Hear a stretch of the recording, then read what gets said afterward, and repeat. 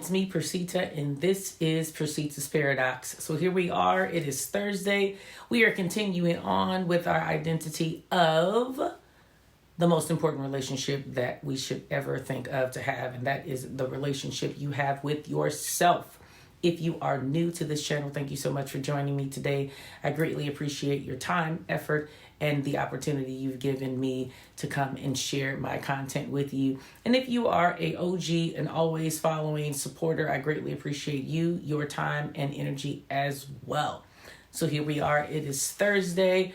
And again, we are talking about self, and we are keeping ourselves strong and motivated and doing all those great things. But we are continuing on with the idea of what we need to do in regards to keeping ourselves strong in the relationship with ourselves, knowing that this is the most important relationship possible to have in life. It is you with you, the way you love you, self-love in its true context. Okay, so here we are transitioning, and I thought transitioning could be a really good identity to talk about. Friend of mine mentioned it, and I really thought, this is actually something that we could chat a little bit about. And what I mean in regards to transitioning is that we were just talking about in our last video how you are doing the work, but you're feeling guilty in the process. And what I want to elaborate on with that is that transition that you're making from really being able to identify what your true purpose is and staying fixed in it and keeping your intentions set and your goals very prevalent in front of you. There's a transition that your mind has to make to understand that it's a bigger picture that you're looking at. You're not necessarily looking at the things that you see right now today, because that is typically what most people are worrying about. They're not concerning themselves with their actions and how the dedication and consistent work will then be a prelude to them actually being successful. Most just want it, and they want it today. And they're looking for whatever needs to happen in their lives to make that work. But when you truly understand that relationship, and you're understanding that if it takes time to build it with others, it's going to take time for you to build it within yourself. You're transitioning your mind to understand that principle, that you have to nurture yourself daily. Minute by minute, second by second. It is a requirement that you have to actually put into to keep your mind in that transitional space of newness, with you being in the forefront first.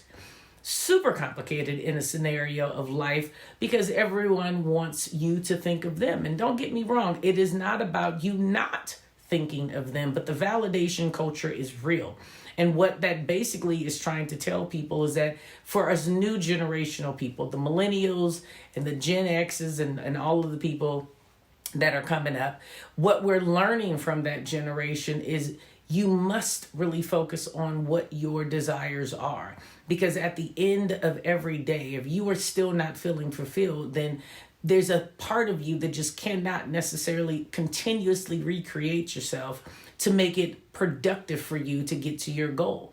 If you're not purposeful and intentional and set in those intentions every single day, then you can see how easy it is to fall off. Prime example. How many times have you told yourself the night before a plethora of things you were going to do around the house, from the way you were going to clean it to how you were going to wash your clothes and so on and so forth. And that day comes and you're completely aware. You wake up with that intent. You wake up with the mindset. You can even see the schedule in your head like I'm doing right now. You can actually meditate on it and you feel it.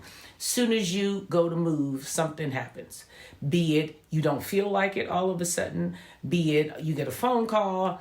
Something happens, right? And you find yourself completely out of kilter of what it is that you need to do. Now, here's the funny and fine line part of this conversation. What happens at that point? Do we understand that in order to transition into a place of success and fulfillment, we have to execute? Or do we find ourselves not transitioning at all and sitting in a place where we feel as if I'm just going to let it ride and see what happens? There's that part of life in trying to transition that procrastination will creep up on you and you don't really recognize it. Procrastination, of course, has been something that I've talked about in the past. That is something that I loathe, but don't get me twisted. I am absolutely still the same person that can fall susceptible to procrastination and tell myself, like most people do, well, I do my best work under pressure. I can actually get all of these things done if I really know that I have a time constraint. I want you to know that that is a big foolery that we play with in our minds, because truthfully, what we're not doing is giving it our best effort, and we're not allowing the time that we've been given to transition through new things, because we're too busy dealing with old things that we should have dealt with prior. So in that, I'd like to always say, instead of then having the moment of, you know what, I don't want to do it, you do it anyway. And you might say, Percita, that's so simple. Girl, do you do it anyway? I do. I do it anyway. And I find myself kicking and screaming and all of those things. But to me, it's just like a good workout. No one can ever dispute the fact of how great they feel after they've worked out. Now, you may not want to work out. You may have told yourself 50 million times that that is not what you are going to do for the day. But I promise you, you have yet to be able to tell yourself or your body tell you that it did not enjoy the workout once you've done it. And to me, that's how I perpetuated in my head to get through the transition of actually doing the work, letting go of the old mindset of I have time in that procrastination and transitioning to something that would be productive. Always know that in transition, it's going to be difficult, and it's going to be something you have to let go of in order to acquire something new. You cannot continue to put things in your hands and never close them. At some point, we have to understand you actually have to close your hands in order to secure and to retain the thing that you need in order to be successful. And that thing is what we're talking about in self-love, and it's what we're talking about in the relationship with ourselves, and it's what we're saying in regards to transitioning, because these are all things that you have to acquire, and you have to be willing to hold on to, and you have to be very deliberate in your actions in how you do it. Very easy to say, very easy to pretend like you're going to do, super complicated to actually execute. Super complicated. And we're very big on words as a society, because we think that just to say it and to tell ourselves, oh yeah, I know. I mean, how many times have you been speaking to someone and they tell you something and your rebuttal is, oh yeah, I know. But yet you don't do.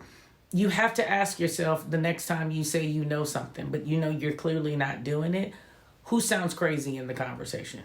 So you're confirming you know it, but you're still not doing it.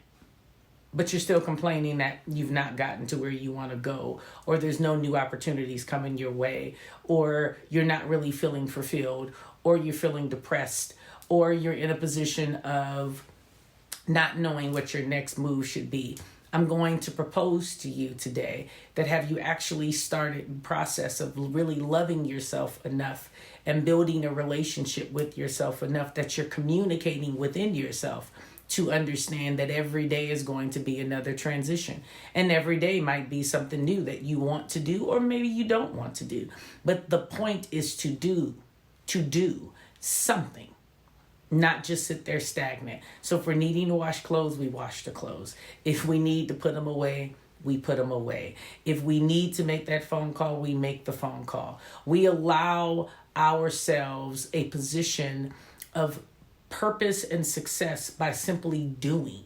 And in that is the self-love that we're talking about. And how that works is it allows you to then love on yourself better and build a better relationship with yourself, because you will be proud of yourself, which is not something that we just don't talk about.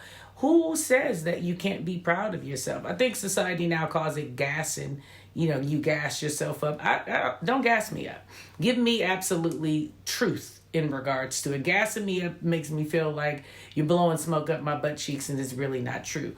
If you're going to gas me up, I want you to use the term for me more as in something that I actually executed, not something that I want to execute or giving myself credit for attempting to do it. I want you to gas me up when it's actually done and it's something that I can stand on solid. I want to be in a position of always doing what I need to do like I would anything else in anybody else's life. Like I would when I go to work, like I would when I do it for, a client or a friend. I want to love on me as hard as I love on everyone else that I claim that I love. And that can be so complicated, you can't even imagine. But I tell you that that's the goal. So when I say the relationship that is most important is you to you, that is what I mean. It is learning to love yourself in a manner that if someone ever had to ask what makes you happy, they could look at you and see the way you love yourself and understand how to love you. Literally, by definition. It is you loving yourself, like I said, in a manner that you love other people and you expect people to love you. We don't say that. We typically say self-love is, all these other things, and we add self-care and things that you should just naturally do for yourself. Taking yourself to a movie or feeding yourself or being alone with yourself, or just natural things that you should actually do. Those are not really self-care necessary things. Self-care is really a mental place where you actually have to nurture yourself in a space of understanding that it is okay to be you and that you are enough. Then when you do all of those external self-care things, it actually transcends better.